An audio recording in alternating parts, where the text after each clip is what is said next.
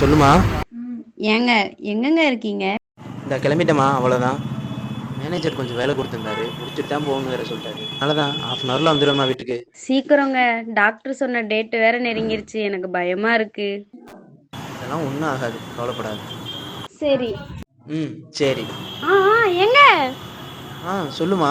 குழந்தை பிறந்தக்கு அப்புறமாச்சும் நம்ம வீட்டில் நம்மளை ஏற்றுப்பாங்களாங்க? ஏன்னா இன்டர் கேஸ்ட் மேரேஜ் பண்ண ஒரே காரணத்துக்காக எவ்வளோ எதிர்ப்பு, எவ்வளோ பிரச்சனை. நம்ம சொந்தக்காரங்க, ஏன் நம்ம அம்மா அப்பா கூட நம்மளை ஏற்றுக்கலையேங்க. ஆசையாக இருக்குங்க அவங்களோட நாம் நம்ம பாப்பா எல்லாரும் சந்தோஷமா இருக்கலாங்க. அதெல்லாம் கவலையே படாது, கண்டிப்பாக ஒரு நாள் அது எல்லாமே நடக்கும், சரியா? சரி சரி, நீங்கள் சீக்கிரமாக வாங்க, உங்களுக்கு ஒரு சர்ப்ரைஸ் இருக்கு. சர்ப்ரைஸா? அப்படி என்ன சர்ப்ரைஸு? அதான் சர்ப்ரைஸ்ன்னு சொல்லிட்டேன்ல, வாங்க சொல்கிறேன்.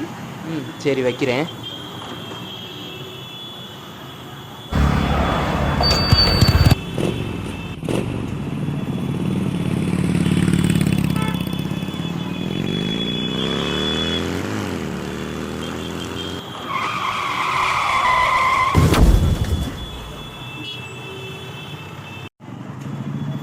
சார், கரூர் பைபாஸ்ல ஒரு ஆக்சிடென்ட். பைக் ராலி மோதிக்கிட்டு பைக் யாரே ஸ்பாட் அவுட் சார். இடிச்சது பஞ்சாப் ராலியா, நிக்காம போச்சான் சார்.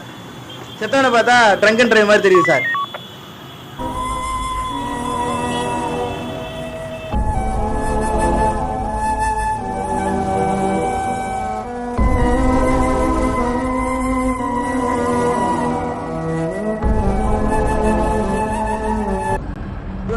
பப்ளிக்லாம் கிளியர் பண்ணி விடுங்க.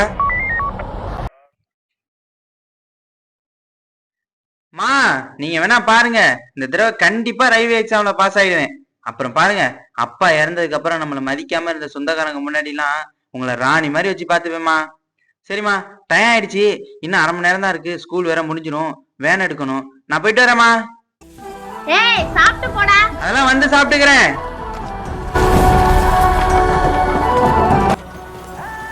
சாலையில் பயணிக்கும் அனைவருமே அவரவர் கனவை நோக்கிதானே பயணிக்கிறோம். பல வருட கனவை ஒரு வினாடி சிதைத்து விடுகிறது.